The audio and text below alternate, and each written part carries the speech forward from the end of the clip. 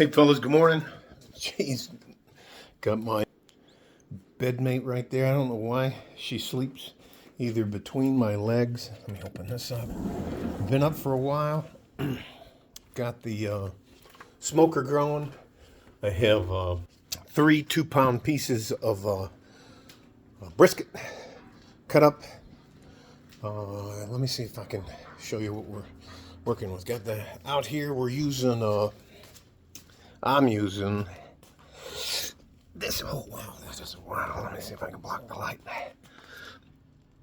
That is hickory and apple cider vinegar, salt and pepper mix. There's the dry chips to get the smoke started. Well, let me show you. Let me show you here. Pop this sucker open. Okay, there's 1, 2, and 3 pieces of brisket in there. Since they're small, since they're smaller pieces, it won't take as much time. I'm trying to get everything out of the way for the fights. In fact, I'll take you in and show you the fight card. It is absolutely bananas. Meaning the fight card's actually going to be, I think it might be the best UFC set of fights this year. Because boy, that heavyweight fight sure ended terribly. I mean, just ended terribly with the eye poke. Do I think Cyril Gahn did it on purpose? No. Do I think some fighters in the past have done it on purpose? I don't want to say Jones, John Jones. He was infamous for poking people in the eye repeatedly. So, in each fight. So let me pull up the card here. And it's just...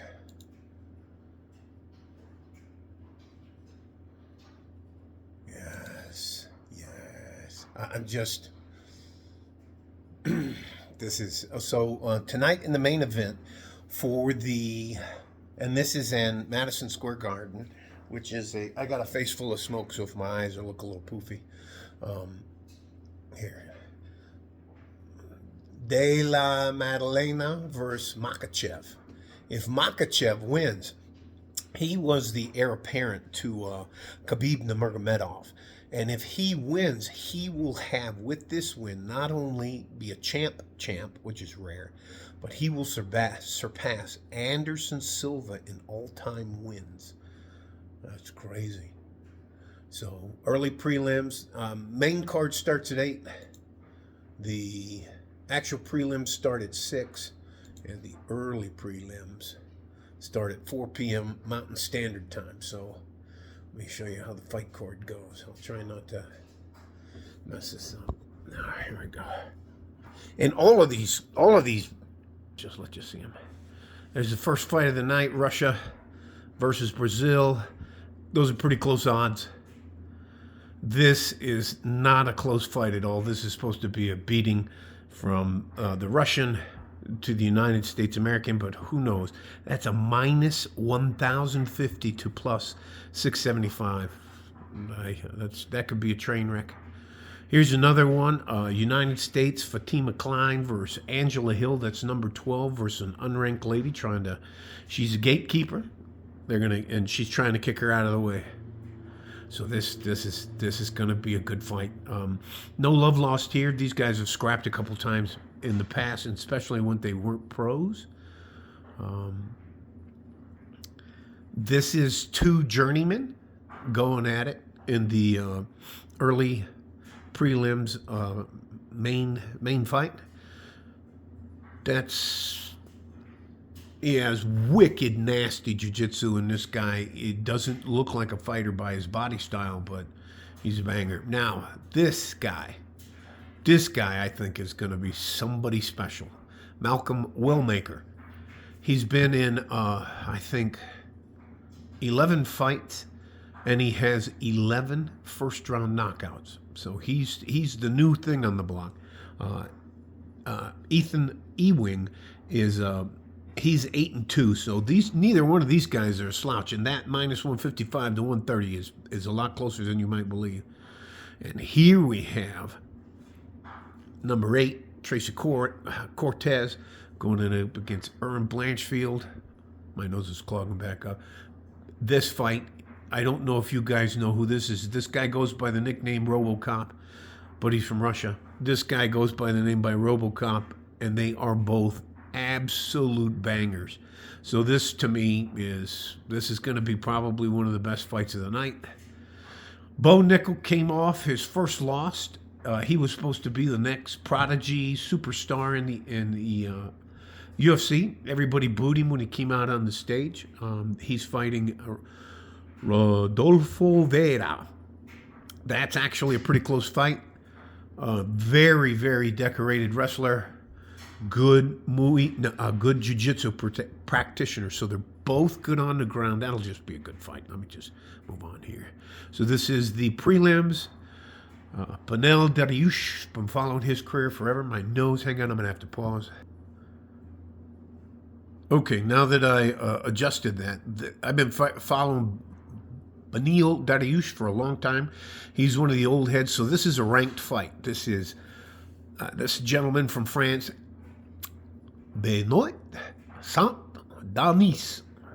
He is both of these great grappling, great jiu-jitsu, decent boxing. That's pretty much this guy. If he wasn't fighting professionally, yeah, he'd probably be in jail somewhere. So, Leon Edwards, one of my favorite time fighters, when he fought Kamaru Usman and beat him with the last-second head kick. This is a rated fight, number 4 versus number 9. Mind you, these are 2 top 10 fighters, and here are 2 top 15 fighters, and this is on the prelims. Look at this one. This, to me, is probably going to be another one, just an absolute banger. And look at this is the prelims. Number 2 for the welterweight division. That's 170 pounds. Michael against Michael Morales, number 2 and number 8. So you got 3 ranked fights on the prelims. That's crazy. Oh, shit, sorry. That was the main card. Ha ha! And the co-main event is Valentina Shevchenko. She goes by Bullet. And this is Zhang Wei Li.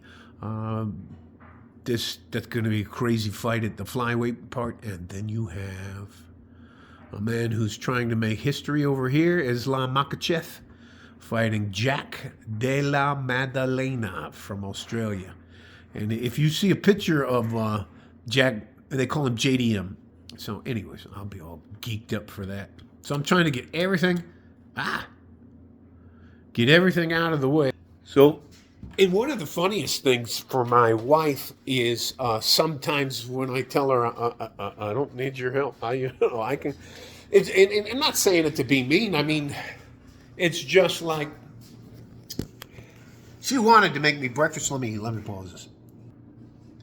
Hey, by the time my wife got up, everything was done. We had this done yesterday. I'm resetting the timer here. Now, I'll drop it down to 30 minutes. 38 minutes. So we had this installed yesterday and that big ugly microwave pulled out. To do all of this work, and that means they put the flashing up. They're going to come back Monday and paint it. They put everything in. They put that metal box in. How much do you think it cost me? Including labor. 2 men, labor. $120. That was $120. The best quote I could get from anybody else was $350 to remove, which I removed the microwave. Remove the microwave, clean everything up, install the new hood with the box to contain it to the ventilation system on the outside here. And then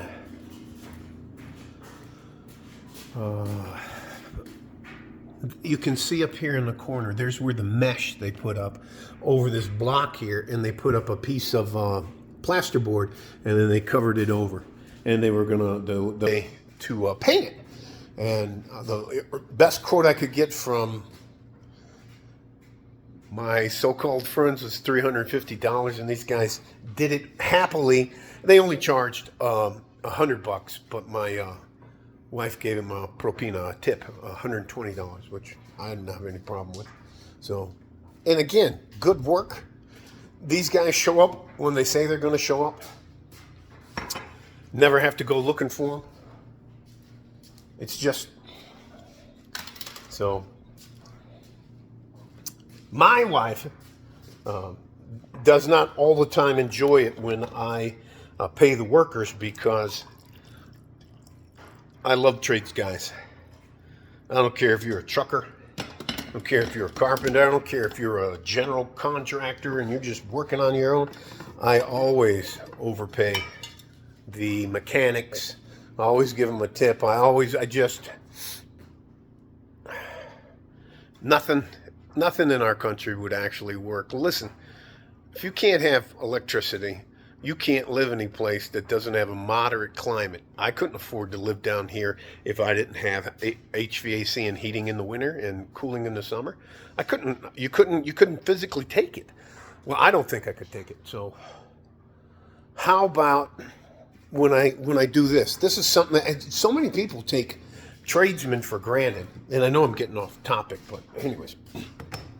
So many people take turning that thing on and shutting it off. Oh, by the way, that's garlic growing, sprouting. So we're growing that. Anyways, those are little apple trees in there, and here are lemon and lime trees. So just to see, when we use the Mexican vegetables and fruits, they're not GMO, so their seeds grow. And we're just trying to get someplace where we can have in the house, I'm just making a cup of coffee, where we can have like a little atrium, and we're going to use these I know how to dwarf trees, so they'll produce fruit, not enough fruit to survive on. I'm talking lemons and limes and the garlic, but we just want to see what we can and can't grow. I believe in being self-sufficient. Oh, here's the main point. My wife gets absolutely confused because of all of the things I can do. Now, I'm not a specialist in anything except for nuclear weapons, explosives, and IEDs and shit like that. I'm definitely good at that, or ordnance, or disarming stuff, or making it safe. But I know how to fix stucco. I know how my pool works. My yard is trash, so I can't brag about that, but it's not completely gone. That's like saying I can still fight. I'm beating a dead horse anyway. I know how to fix the floors. I know how to replace the plumbing. So when she's like, "Are you sure you're gonna be okay here by yourself? And who's gonna cook for you?" I said, "I got the smoker going. What are you talking about?" I know how to do the laundry. You just take it. You don't have to separate it by colors. Anyways, I know how to iron. I know how to sew. I mean, I know how to cook. I know how to clean. I know how to fix a car. Basic maintenance for a car. What do they call it? Preventive maintenance checks and services, PMCS. Yeah. And I'll tell you the actual thing. And I'm not saying this to be mean to my wife or anything else like that, but I want to say this. Besides the fan going above me, that was a bug. Besides the fan going above me and the dryer going in the background and the smoker going outside, you don't hear any music. You don't hear neighbors going boom, boom, boom, boom, boom, boom, boom. You don't hear crazy country music playing or Rebel Yell or anyways. Peace and quiet. So I will just be able to do whatever I want, whenever I want, all day today, and until my wife comes home tomorrow. And yay! And again, I'm not trying to be an asshole, but I value peace. I will tell you. I will title this "Why I Value My Peace." I don't mind being alone. In fact, I'm really good at being alone. It doesn't bother me at all. And all the time, my wife's family, they're so interwoven. Their lives are so interwoven. It makes no sense to them why I don't want to go to Juarez and not be able to follow the conversation completely because I don't speak fifth gear Spanish, and sit there in the corner by myself, not talk to anybody, not be able to do what I want to do. I think I'm beating a dead horse now. So this is going to be a great day for me. Uh, anyways, love you guys. Stay safe and healthy. Take care of each other if you can, and if you can't, take care of yourselves. Like a fart in a G-string from West Texas, El Paso. I'm out of here. Bye-bye.